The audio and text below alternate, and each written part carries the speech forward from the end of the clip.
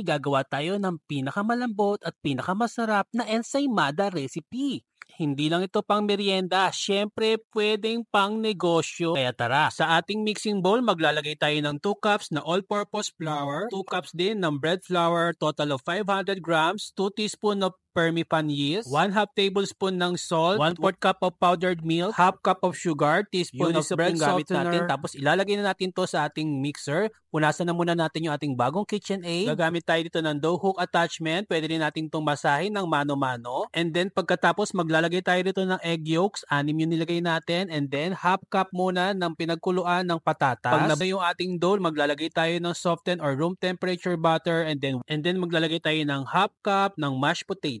Yung bread softener natin is optional. Pwedeng wala dahil meron naman tayong patatas na siya magpapalambot sa ating dough. Mamasahin lang natin to hanggang sa maging smooth and elastic. And then i-rest natin ito ng 1 to 2 hours. Siyempre, babalutan natin to ng cling wrap or ng cloth para umalsa at hindi siya mag-dry. Hindi na tayo dito naglagay ng food coloring dahil yellow na yung ating dough dahil sa egg yolks. And then, after 2 hours or 1.5 hours, nag-double na siya ng size, ipapunch lang natin yung dough. Pero bago yon, i-grease na muna natin yung mga molder na gagamitin natin sa ating ensaymada. So, medyo sticky yung ating dough. Mag-i-sprinkle lang tayo or magda-dusting lang tayo dito ng flour para hindi manikit yung ating dough. Tapos, huhulmahin natin to ng 60 or 50. Kung anong gusto nyo size ng inyong dough, pwedeng 50 to 70. After natin ma-portion, syempre binilog natin yan. Ilalagay natin yan sa ating mga molde.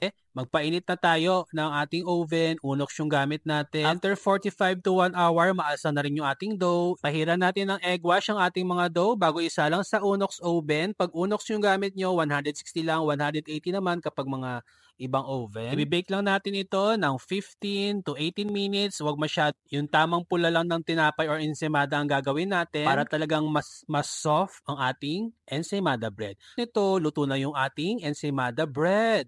Gagawa naman tayo ng prop pa. Sa ating topping naman, gumamit lang ako rito ng cream cheese. Isang cream cheese yung ginamit ko. Pagkatapos, lalagyan ko lang to. Pagtapos nating mabit, lalagyan ko lang ito ng icing sugar na 1 cup.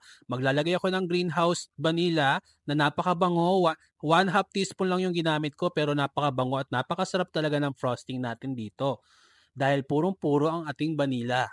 Ayan, pinahiran ko lang yung ating ensaymada and then pagkatapos, nag-grate lang ako ng cheese. Kahit anong cheese naman yung gamitin nyo, lagyan mo lang ng salted egg para special ang iyong ensaymada. Follow lang para sa marami pang recipe na talaga naman na mapapa-ugs ka sa sarap. Ugs!